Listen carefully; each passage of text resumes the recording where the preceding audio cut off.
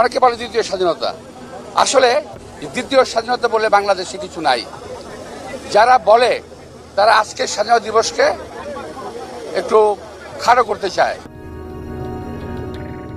এই দেশের সর্বস্তরের ছাত্র জনতাকে অভিনন্দন জানাই, যারা বুকের তাজা রক্ত দিয়ে বাংলাদেশের দ্বিতীয়বার স্বাধীনতা এনেছে, প্রকৃত স্বাধীনতা এনেছে এবং একটি বিজয় দিবস, নতুন বিজয় দিবস আমাদের উপহার দিয়েছে। এই স্বাধীনতাকে, এই বিজয় দিবসকে আমাদের অর্থবহ করতে হবে। বিএনপির স্থায়ী কমিটির সদস্য জনাব সালাউদ্দিন আহমেদ সাহেব তিনি মন্তব্য করলেন, যদি কেউ এটাকে বিপ্লব বলতে চায় তাহলে আমি দুঃখ প্রকাশ করব, এটা কোনো সামাজিক বিপ্লব নয়। 13ই এপ্রিল 2025 সালে বলছে সালাউদ্দিন আহমেদ সাহেব। গণ অভ্যুত্থান, ছাত্র গণ অভ্যুত্থান সৃষ্টি করেছিল। কেউ যদি এটাকে বিপ্লব বলতে চায় তাহলে আমি দুঃখ প্রকাশ করব, এটা কোনো সামাজিক বিপ্লব নয়। যে এটা কোনো সামাজিক বিপ্লব নয়, এটাকে যদি কেউ বিপ্লব মনে করেন, বলতে চান, তাহলে সেটার জন্য সে দুঃখিত, দুঃখ প্রকাশ করছেন। একই ব্যক্তি জনাব সালাউদ্দিন আহমেদ সাহেব যখন 11ই আগস্ট 2024-এ বাংলাদেশে আসার পরে মন্তব্য করেছিলেন, সেটা হচ্ছে এরকম: একবিংশ শতাব্দীর পৃথিবীতে এদেশে একটা নজিরবিহীন ছাত্র জনতার বিপ্লব হয়েছে। এই দেশে যে একটি একবিংশ শতাব্দীর পৃথিবীতে একটা নজিরবিহীন ছাত্র জনতার বিপ্লব হয়েছে, সেই বিপ্লবকে পৃথিবীর সামনে দেখিয়ে দিতে হবে।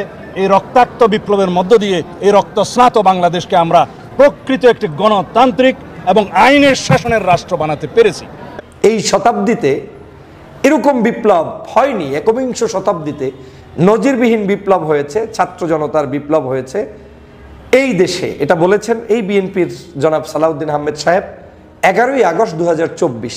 কেউ যদি এটাকে বিপ্লব বলতে চায় তাহলে আমি দুঃখ প্রকাশ করব, এটা কোনো সামাজিক বিপ্লব নয়। সালাউদ্দিন ভাই, আপনি একটু চিন্তা করে দেখেন, চক্ষু বুঝে চিন্তা করে দেখুন, যদি বিপ্লব আজকে না হতো তাহলে আজকের বাংলাদেশের মানুষের কি কঠিন দশা হতো।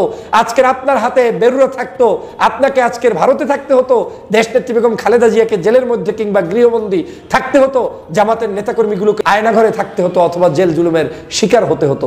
একবার সালাউদ্দিন সাহেব, আপনি বিএনপির এত বড় নেতা, চিন্তা করে দেখুন জীবনের কতটি বছর আপনার কেটে গিয়েছে বিদেশে আপনার এই শেখ হাসিনার জুলুম অত্যাচারের কারণে। আজকে দেশনেত্রী বেগম খালেদা জিয়া জনাব তারেক রহমানের সাথে ঈদ করছেন, এর চেয়ে আনন্দের আর কিছুই নেই। এই বিপ্লবের অন্যতম অর্জনের ভাগিদার আমরাও, আপনারাও, সবাই। এই বিপ্লব না হলে কি বাংলাদেশের বিএনপির নেতাকর্মীরা হাজার হাজার মামলায় আসামি ছিল, সেগুলো থেকে মুক্তি পেতে পারতেন? বিশেষ করে স্কুল কলেজের মাসুম বাচ্চারা নিজেদের জীবন দিয়ে রক্ত ঝরিয়ে আমাদের কাছকে মুক্ত করেছে, গোটা জাতিকে মুক্ত করেছে। আমি আজকে সেই সমস্ত মাসুম বাচ্চা, স্কুল কলেজের সে সমস্ত ছাত্রছাত্রীদের যাদের শহীদি আত্মত্যাগের মধ্যে দিয়ে আজকে গোটা জাতি মুক্তি লাভ করেছে এক ভয়ঙ্কর ফ্যাসিবাদ থেকে, সেই সব শহীদদের প্রতি আমার গভীর শ্রদ্ধা জানাচ্ছি।